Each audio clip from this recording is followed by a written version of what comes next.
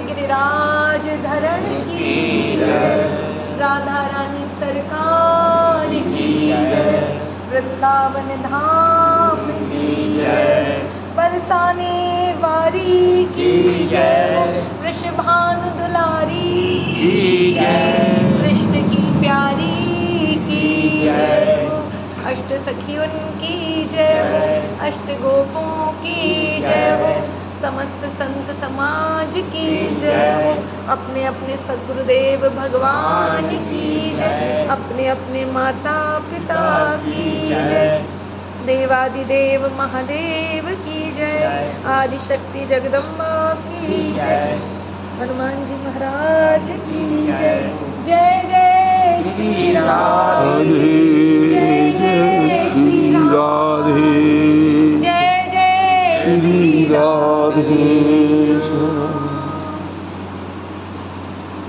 अकारण करुणा करुणालय भगवान जिस सार सिंधु श्री राधा गोविंद की असीम अनुकंपा से, असीम अनुग्रह से आज आप और हम यहाँ बैठकर श्री गिरिराज जी की पावन तलहटी में बैठकर, श्री गिरिराज जी के सम्मुख श्री राधा रानी की गोद में बैठकर, संतों के सानिध्य में, गुरुजनों के सानिध्य में बैठकर भगवान की अत्यंत प्रिय महिमा का गान कर रहे हैं, श्रवण कर रहे हैं। जिन नर्मदा मैया का स्मरण करने मात्र से जीव समस्त पापों से दूर हो जाता है, उन नर्मदा मैया की सुंदर महिमा को श्रवण कर रहे हैं, कह रहे हैं। और ये प्रभु की अहेतु की कृपा है, अकारण की कृपा है, क्योंकि प्रभु का एक नाम है अकारण करुणा करुणालय, जो अकारण ही चीज पर कृपा करते हैं। जब प्रभु अपने किसी भक्त की, किसी दास के कल्याण की ठान लेते हैं, तो फिर उसकी योग्यता अयोग्यता नहीं देखते, उसकी पात्रता अपात्रता नहीं देखते, उसके गुण और दोषों को नहीं देखते, देखते हैं तो उसका भाव, देखते हैं तो उसकी शरणागति। और भगवान जिस भक्त का कल्याण करने की ठान लेते हैं, तो किसी एक को निमित्त बनाकर हजारों लोगों का कल्याण कर देते हैं। आज हमारा और आपका परम सौभाग्य, क्योंकि जीवन में हमने कोई ऐसा पुण्य नहीं कर रखा, ऐसा कोई तप नहीं किया, ऐसा कोई सत्कार्य नहीं किया, ऐसा कोई भजन नहीं है जिसके बल पर इतने श्रेष्ठ संतों को, गुरुजनों को भगवान की महिमा का गान सुना सकें। कि सभी जितने भी लोगों का दर्शन आप और हम कर रहे हैं, ये सब अपने आप में परिपूर्ण है, ज्ञान से परिपूर्ण है, तप से परिपूर्ण है, भक्ति से परिपूर्ण है। लेकिन श्री गिरिराज जी की पावन तलहटी में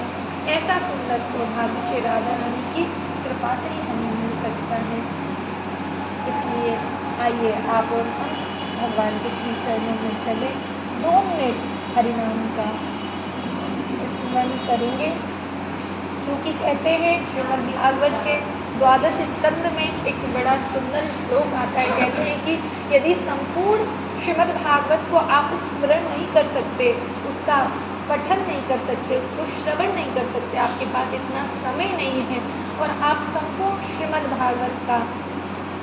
पुण्य लेना चाहते हैं श्रवण का, तो कहते हैं कि श्री सुखदेव जी महाराज ने परीक्षित जी को ये बताया कि केवल एक श्लोक का अगर आपने श्रवण कर दिया तो इससे आपको संपूर्ण श्रीमद् भागवत श्रवण करने का फल मिल जाता है। तो कहते हैं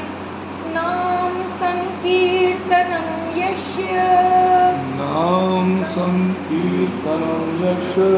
नाम संकीर्तनम यस्य, नाम संकीर्तनम यस्य,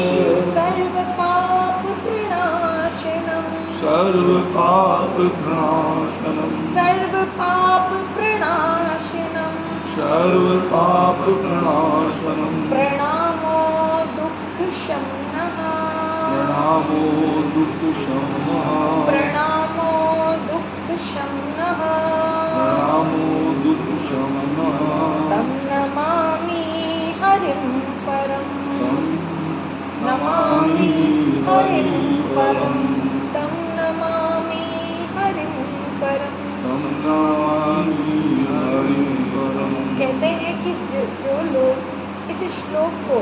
अगर ये श्लोक का अर्थ आपको समझने ना भी आए, लेकिन श्रीमद् भागवत के 18,000 श्लोकों में इन श्लोक का इतना महत्व है कि अगर कानों के द्वारा जब ये श्लोक हमारे हृदय में जाता है तो हमारे हृदय में जितने भी विकार हैं, काम है, क्रोध है, लोभ है, मोह है, मद है, अहंकार है, ईर्ष्या है, द्वेष है, ये जो शत्रु हमें दिखाई नहीं देते, लेकिन इन श्लोकों का जब कानों के द्वारा हमारे हृदय में प्रवेश होता है तो कहते हैं कि हमारे मन के समस्त विकार नष्ट हो जाते हैं और भगवान की भक्ति का प्राकट्य हमारे हृदय में होता है। इसलिए नाम संकीर्तनम यस्य, भगवान का नाम लेने मात्र से समस्त पाप नष्ट हो जाते हैं। और जितने भी हमने अनंत जन्मों में अपराध किए हैं या हम करने वाले हैं,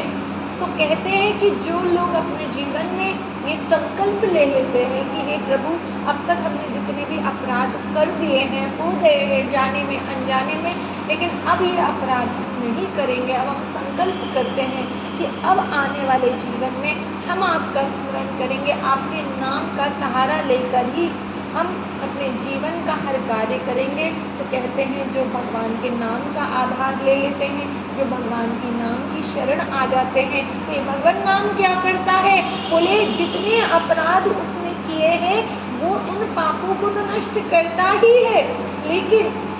जो भगवान के नाम की शरण में आ जाते हैं, जो भगवान के नाम का आश्रय ले लेते हैं, भगवान के धाम का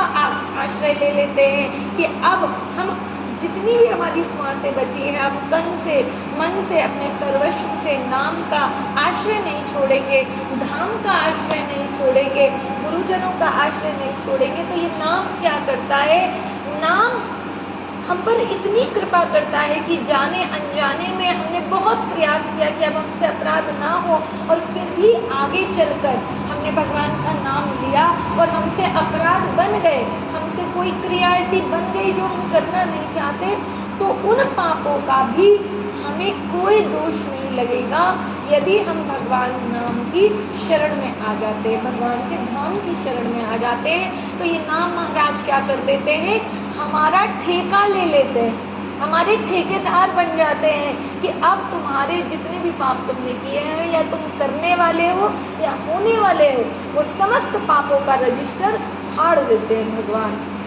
और उसके बाद भगवान के नाम की शरण में जाकर हमें अंत में भगवान का धाम, भगवान की शरण प्राप्त होती है। और ऐसे ही भगवान की महिमा का आप और हम श्रवण कर रहे हैं। तो यहाँ सूची महाराज कह रहे हैं कि हे तपोधनो, एक समय की बात है कि एक समय महातपस्वी मार्कंडेय जी तीर्थ यात्रा का फल प्राप्त कर नर्मदा जी के तट पर बैठे हुए थे। मार्कंडेय जी ने बहुत तीर्थ यात्रा करी और सोचा कि इतनी तीर्थ यात्रा जब हमने कर ली है तो इसका फल अगर जो हमें मिला है, जो हम पर कृपा करी है, तो आज हम नर्मदा जी के तट पर बैठे हैं।